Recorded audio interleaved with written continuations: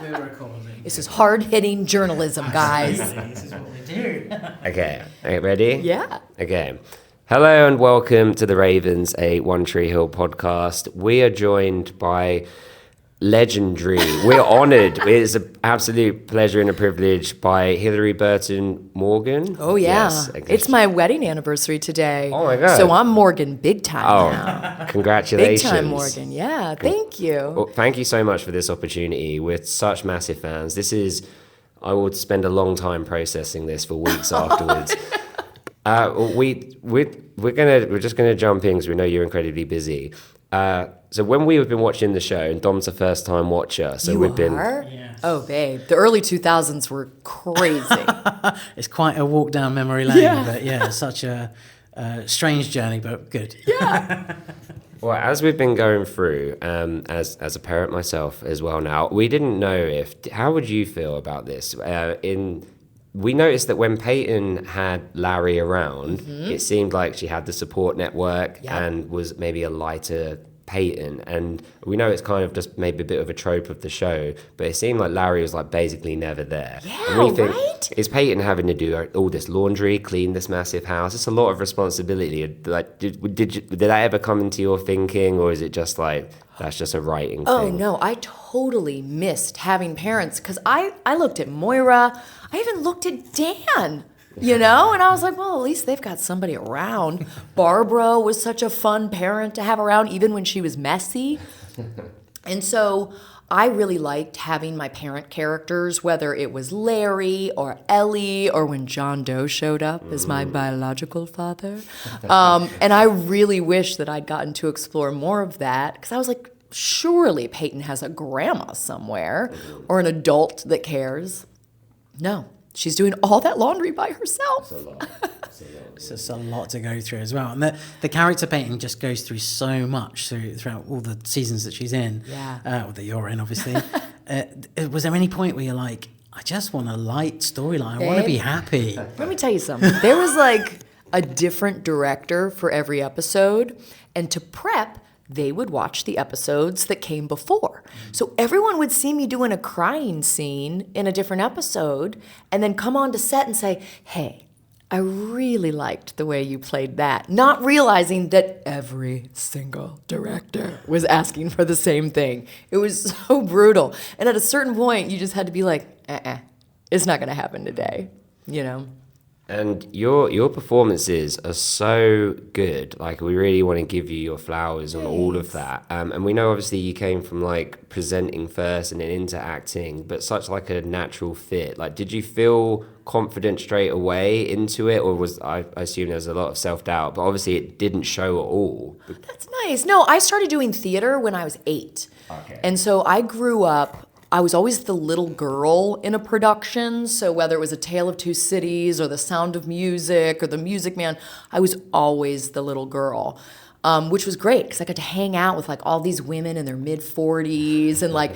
lots of queer men who took care of me and told me how to do my hair. It was such a fun upbringing. And then when I got to New York, I thought I'll just go into acting. I had an agent. And 2 weeks after moving there, I got a job as a host at MTV.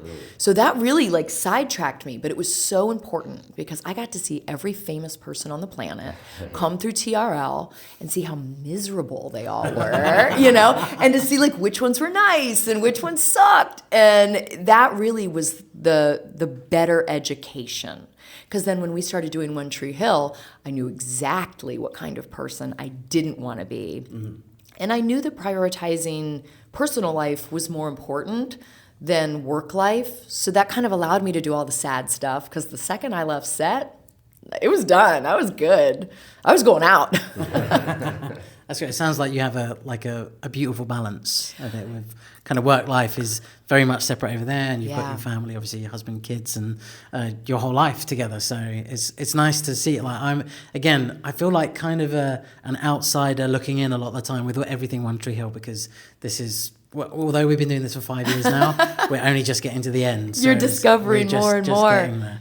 So it's amazing to see. So it's you. really, really nice to see. And Thanks. that I you're like it working through. with my husband Yeah. because he's also a goober. And so we've had to do some very sad scenes together. With The Walking Dead. Oh my God. We love your which- husband as well. Yeah. But after every take, we're like, hey, how was that? Everybody good? Just dorks. With just one last question from, Yeah. from myself. If you talked about the people that you saw that you were like, I don't want to be like that. Yeah. Who did you see that you thought, okay, that's inspiration for me to Yeah. build on and Oh make, my God. make it a better? My biggest crush ever, Angelina Jolie. Oh, wow. Came on, and I was a kid who really I sought indie films, and I sought like kind of counterculture stuff when I was in high school, and I watched this movie where she played a queer character called Foxfire, and I was just like, oh my God, this chick is incredible. And she came on TRL at the height of her fame, and she spoke to every single person, every crew member, every kid in the audience. She was the most gracious, grounded person. And I'd seen other famous people like shit on people. But the really talented ones were always so exceedingly kind. And it was because they had the confidence. They didn't have to prove anything to anybody. But she was magical. I mean, I was just so excited to talk to her.